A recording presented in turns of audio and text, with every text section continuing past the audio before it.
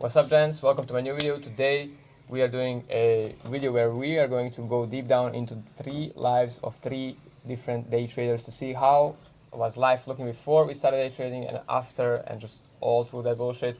With me today I have my mentees and my friends, foremost Toni and Luka. Hello. Both of them are from Croatia. They are Croatian villagers. Actually, he's from Bosnia, but that's still... I'm a Bosnian villager, Bosnian but let's villager. say Yeah. I'm Croatian. Yeah. Okay, so I'm gonna go as well and talk about my story as well, but let's start with these two first. Okay, so let's start with Toni first. How was life looking before and after day trading? Go through the story. Okay, let's first start off with my age. I'm 19 years old. I've moved to Germany 1.5 years ago. So before moving to Germany, I always had a dream to do something online, but never got to the point where I actually stick through something.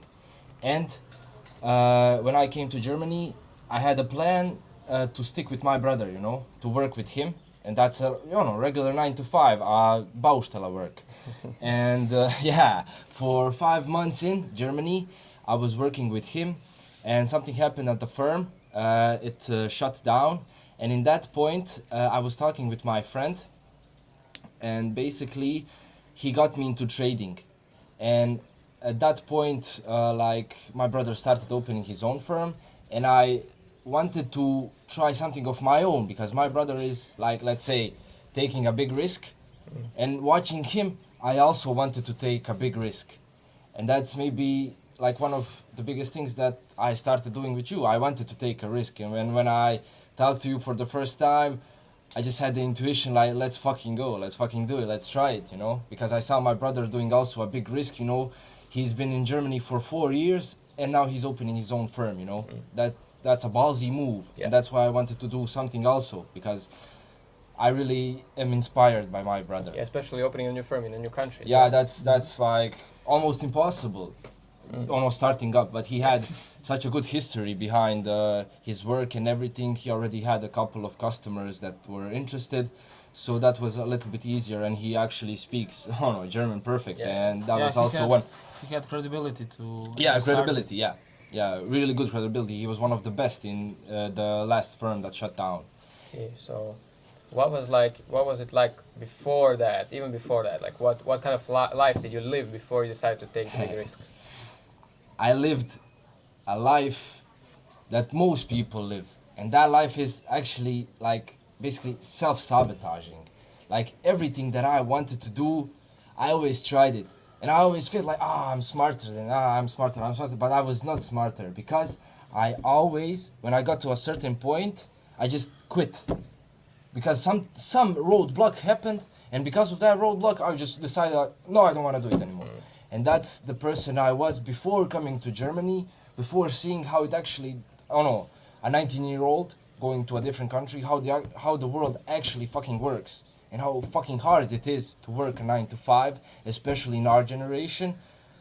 And that was like a click to me, and especially if I didn't find you, I would probably still be self-sabotaging.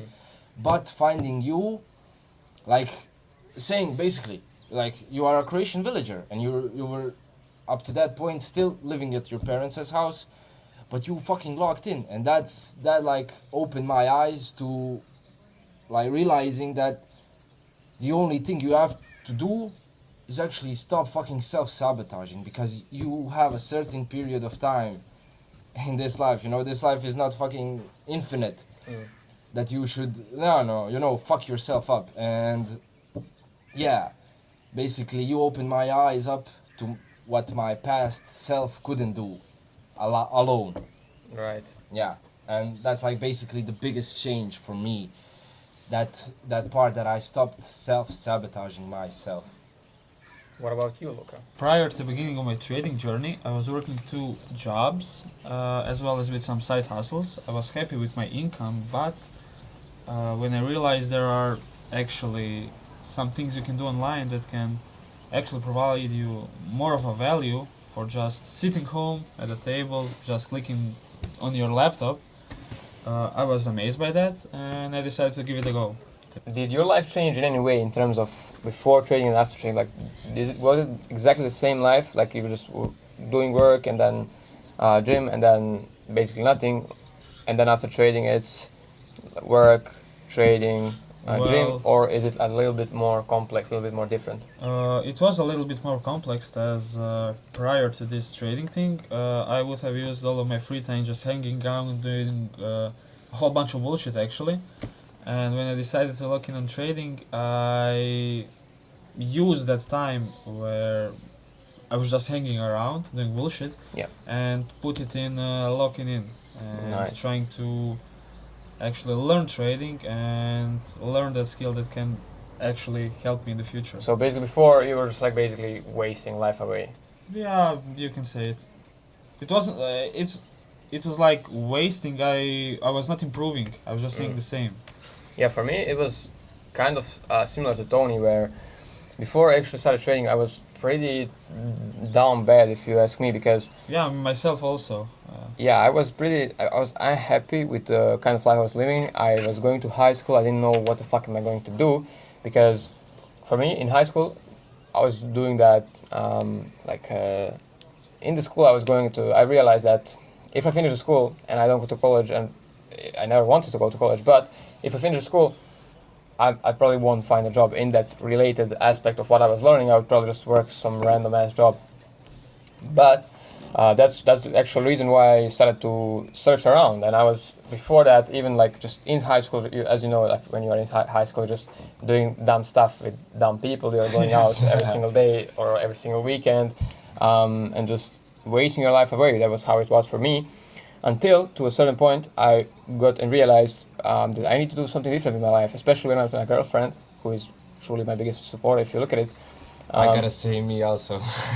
yeah, it is. That's changed the fact. And with her, when I realized that she's way different, she didn't do this type of stuff I did, and I realized that the things I'm doing is actually hurting her as well as me. So like I needed a change there. So I started working out a little bit, and through that I realized, got into this whole YouTube thing where you can see people improving, self-improvement, all that, discipline, yeah. discipline and all that. So through the actual working out, I realized that there's way more to do it. So way more things to do around it. So maybe find something that you can do online, especially when I knew that there isn't anything I can do after school other than work a normal ass job, probably just working on a construction site or something. Yeah. I have a thing to add on. Working out actually taught me of discipline too, and what it can actually do if you want to improve. You can get results if you log the fuck in for a larger amount of time, because nothing can really change in a day or two, week or two, month or two. But actually, And when that you is stop, what the gym learns you. Yeah. Yeah. If you are putting the work in, you take care of all the parts around it. You can just not succeed. Yeah. And when The you talked success about is- your girlfriend, I wanted to add on. It's not more of the girlfriend, it's actually what kind of woman she is. And I know for a fact, your and mine girlfriend, they're both godly women. And that is the reason why me and you stopped doing the self-sabotage part of our yeah. lives.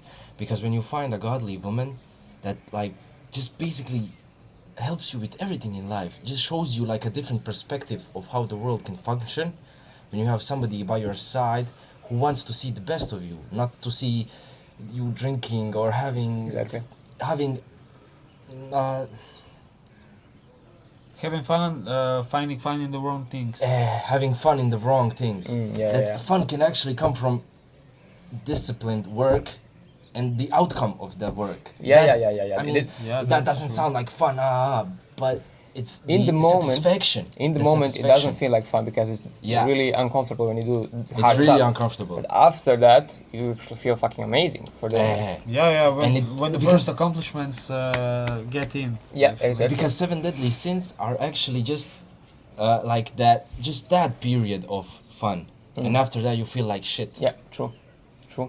For me, yeah, definitely. After the thing, after the school and everything, when I realized I have to hop in, I hopped into trading, and I was doing it. At that time, I was 16.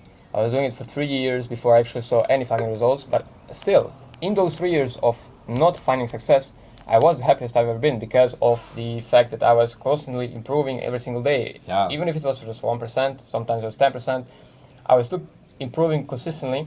And that's actually what brings you the most amount of Joy. accomplishment and joy, and Yeah. you become a happy person because of that. Also, when you have those small improvements day by day, you feel happy even when you don't have the achievements. For example, I never actually passed any phases or got a payout or anything, but I was still happy than I ever was before. I was happier than ever because I constantly improved, and that's the thing. When you have that, like that mindset and that happiness doesn't come from actually achieving the results. It does a little bit, but you still, even if you get the results, and then if you did something wrong or you did not actually improve or you are getting payouts, but in other ways you are fucking sinking down. For example, if you're not going to gym, even though are supposed to, like I was. For example, I was getting payouts, but I stopped going to the gym a lot, and I wasn't as happy as I was when I was not having results, but I was consistent with everything. So that's the thing. Like you actually get happy from these moments where you work on yourself, not for the actual results. The results are just a bonus, and they Yeah. hit way harder and way better if you are actually locked in every area of yourself. Yeah, you gotta enjoy the process. Yeah, the Actually, process. the journey, really, yeah. the journey is actually what matters. To be Yeah. honest, after I started and had no results, we catched up on a little bit how it feels to be the happiest when you what you need to do to be the happiest. And basically, then after I was applying that, I decided to lock in even more on trading, which is the reason why I stopped caring a little bit about the gym stuff and everything. Now I want to get back in place with that, but um, then basically my journey looked like for the actual summer after I stopped going to high school, I was working 2 jobs at a time just so I can afford to buy more evils. And in the end, that actually worked out because, as you know, our plan is to buy as much fucking evils as possible because you know that Yeah. once you're gonna pass them. So, working 2 jobs, buying the evils. Sometimes in August, I was thinking I was the goat when July and June were fucking great months, getting payouts Yeah. and passing everything. And then in August, I started DCing a lot harder because I thought, okay, this is it. I found what Yeah. works. I'm just gonna get straight into it, buy as much as possible, and I spent a shit ton of money on that. And in August, I ended up blowing it because August was a red month for us. And at that point, because I didn't have the data as well, I was thinking of switching maybe as well again. Yeah. But then I remembered this is the only thing that has worked for me in the fucking 3 years I was trading for. So I was, fuck no, I'm not switching, bro. Like there's no way. Staying at it 100%. Yeah. So in the end, um, after August, I started buying more accounts again, and that actually worked out because I then in those months prior to the end of the year, I realized that all I really have to do is just follow the model and just keep buying accounts, and it will all work itself out because you are going to get payouts because the model is working.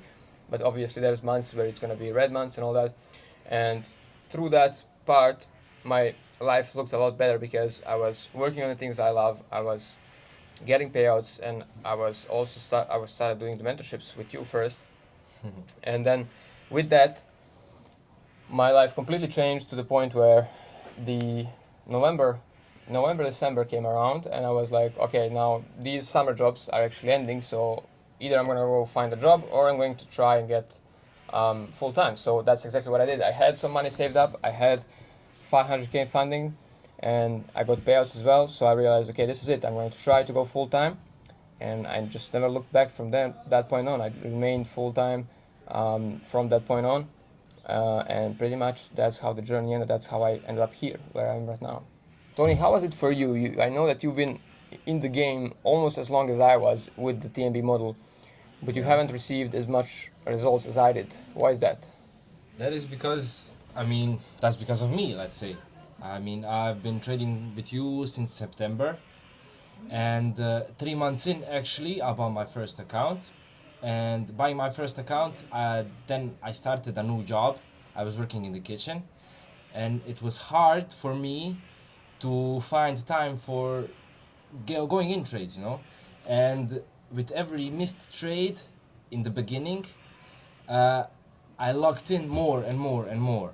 And like, let's say my first eval, I shouldn't have blown it. I could have got my funded account like 1 month in, but I did the wrong risk because I was working, and then I didn't buy as much. You know, I didn't listen to your advice because I was scared, because I was, yeah, as I told, I was in Germany, and I had to save up money. and it was a big risk for me, even buying your mentorship and then actually buying accounts for that, you know. It was a big risk for me, and it was, oh no, to be honest, scary. And that's mostly the reason why I haven't had so much success at the first part. And then came a period where I got like, let's say, second month of this year, where I actually got my first payout. And before that, I started logging in. I started buying accounts because I knew I was gonna be soon living alone. And so before actually starting to live alone, I decided to lock in. Let's buy more accounts. Let's go fully at this, because I knew I was gonna get my confirmation. I felt the payout coming. And the thing that happened, actually, I was 90k, phase 2. I need one trade, like not even 3R.